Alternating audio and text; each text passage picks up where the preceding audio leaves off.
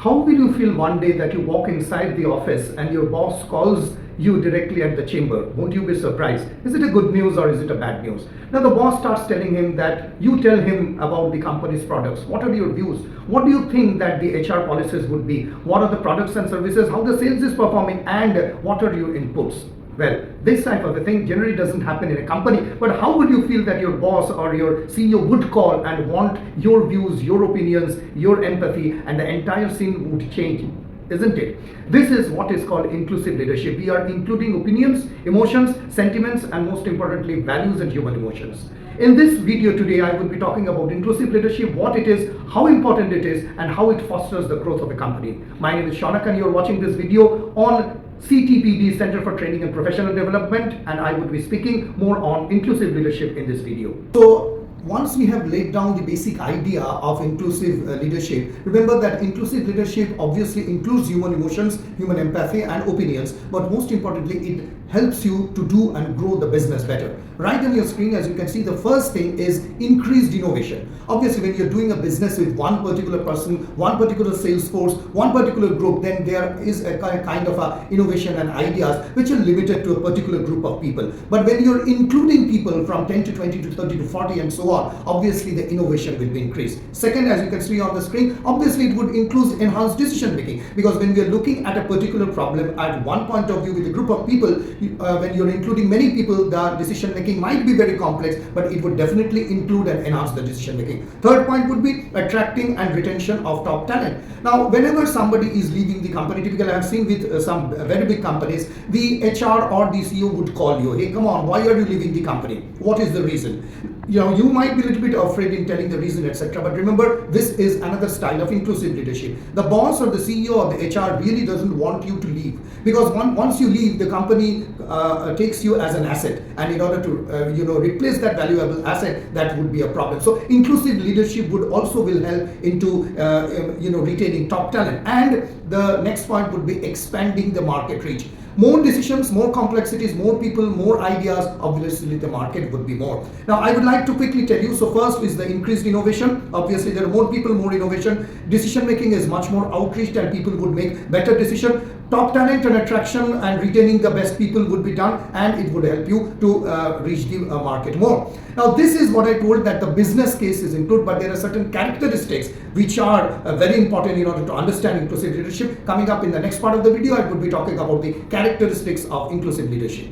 So what we have learned from till now is the basic definition of inclusive leadership and how it helps in the growth of decision making as well as retention and market reach. The most important that we need to understand is the characteristics. So first, right on your screen is empathy and active listening. Now you see, you always feel better when somebody listens to you, somebody gives importance, somebody wants your decision to be influenced on that particular product. So as I told you, right, you came down to the office and suddenly your boss calls you and tell, hey, come on, tell me about your opinion. So first, the characteristic is that there would be an empathy, and the boss or the CEO or even you are controlling a crowd, you would have to listen actively. Second, which is right on your screen, is called open-mindedness and flexibility. Now hold on, this can become as a virtue or this can come as a problem. Now every people in the organization is not open to change. Every people is not open to flexibility. Now say for example, I am dealing with a sales force of 20 people and I being I would say the project controller or the boss, suddenly I call another 5 people. And I tell them, hey, let us come on and sit and let us see why this product is not performing. That group of 20 people might not have that open-mindedness, might not be flexible to open ideas. So here as a strategic manager, if you're including inclusive education, remember that open-mindedness and flexibility might not be there, and you as a mentor has to foster, has to inculcate that idea that, come on, it is a matter of the company or the institute. We all have to collate together and get to a proper idea. Third, as you can see on the screen, is called courage to challenge the status quo. Obviously, these 20 people have been working with sales for so many years. Suddenly, I am challenging their status quo. What is the status quo? I am not undermining them. I am telling that these 5 people more would join. Their decision, their influence, their strategies and their ideas will also be included. That doesn't mean that I am undermining. That doesn't mean that you won't do sales or you are moving away from the position, isn't it? So, the challenging the status quo, what I am right now might be challenged, and that is an important characteristic of inclusive leadership. Point number 4 right on the screen is called commitment to continuous learning, because as I told you, when these 20 people would be influenced by the ideas of these 4 people, that means I am challenging or I am telling that there should be a continuous learning. If these 4 people have some good ideas, I am open to change, I am open, I am flexible. So their decision making and their continuous learning process should be continued. Otherwise, these people might, I won't say overtake, might influence the decision. So quickly, a quick review: empathy and active listening, open-mindedness has to be there, and flexibility, courage to challenge the status quo, because it is not that you continue doing, I'm bringing in more manpower and more ideas. And lastly, there has to be a commitment to continuous learning. Now, there are certain more ideas about inclusive learning, which is called creating an inclusive culture. I'll be talking about how you can create an inclusive culture in your institute in the next part of the video. Now that we have understood that how business will be impacted, second, we have understood what are the characteristics of inclusive leader. Now it is your job as a boss or as a management person in order to create that culture, that is called creating an inclusive culture. And I would quickly touch base on certain important points. Right on the screen you can see setting clear diversity and inclusion goals. That means you said to your people, you said to your management that, see, there will be diversion, there will be more people, there will be more ideas, and that is why the goals will be much more diverted. So I am clearly setting that diversification or diversity is the basic root, is the basic culture that I am doing, and there will be more people involved in it. Second point, right on the screen you can see encouraging open communication and feedback. I won't mention the name of the company, very reputed company, but I have seen that the boss, when he is sitting, has put the door open, lights are on, the door is open. That means that is an open signal that we or the people can go there and talk to boss on whatever. So that is a signal, what is called open communication and a feedback. I want a feedback. You can talk about the company, you can criticize in an open house, in an AGM. That is called encouraging open communication and feedback. Third, on your screen you can see promoting fairness and equity in decision making. That means everybody should have a more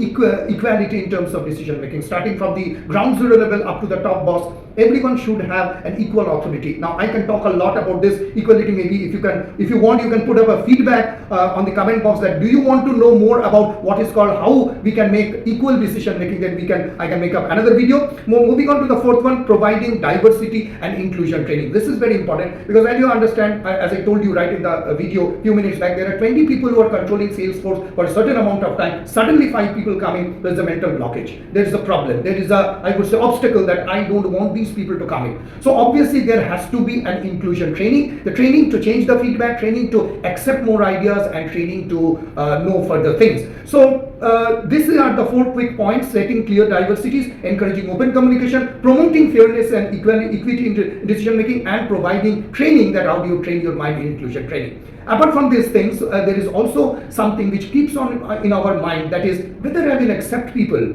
whether there is a problem in terms of other people influencing my decision. This is typically called acknowledging and addressing what are the common challenges in inclusive leadership. I will pick up in the next part of the video.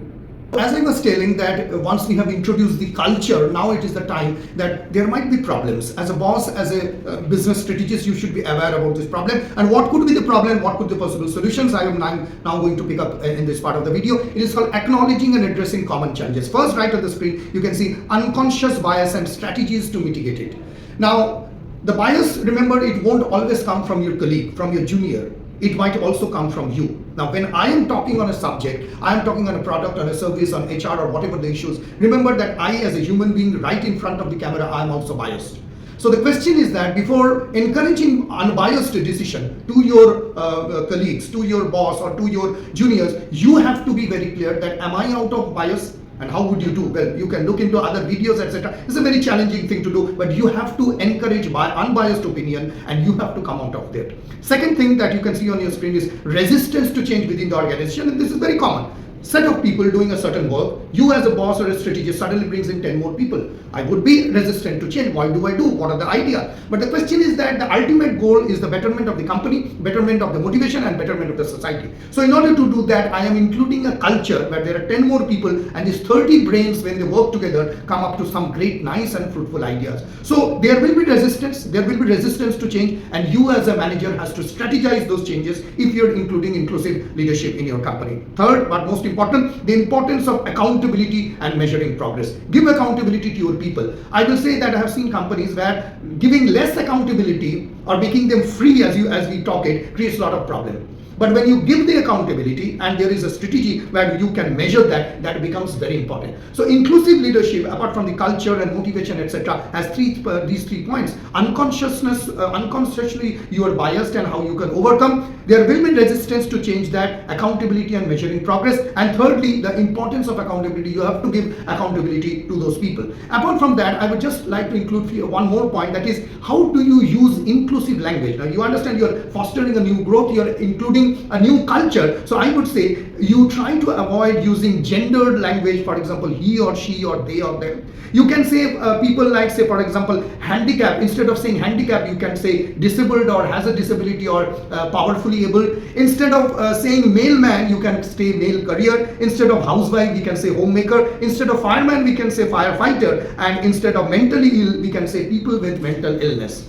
So that completes our today's video, and I would now like to sum up in the next part of the video what we have learned. So, finally, I would like to summarize, because summarizing is very important. First of all is that we have defined in this video what is inclusive leadership. Not only we have defined, second we have included that how business, innovation, decision making, etc. can be much better and it fosters growth and motivation. Third, we have seen what are the characteristics, for example, empathy, open-mindedness, courage to challenge, and commitment to continuous learning. We have also seen creating an inclusive culture is very important, like setting clear diversity and inclusion of goals, promoting fairness and equity in decisions. We have also seen that acknowledging problems and acknowledging and addressing common challenges like resistance and importance of accountability is important. And we have also seen that we can change our language, because after all, a new culture demands a new language, and we can use inclusive language depending upon the culture, upon the company, and upon the country that you belong to. So finally, what I would like to say is that inclusive leadership is more of a mental setup rather than doing things work. Yes, it would foster growth, importance, and every single person, every single individual in the company are connected to one single goal, that is growth and importance and doing better for the society. So do let me know how do you like the video. If you want certain more suggestions or what do you want next to be watched in the video, please put up in the comment box. Do not forget to hit on the subscribe button and click on the bell icon to get all the notifications from CTPD. Thank you very much for watching this video.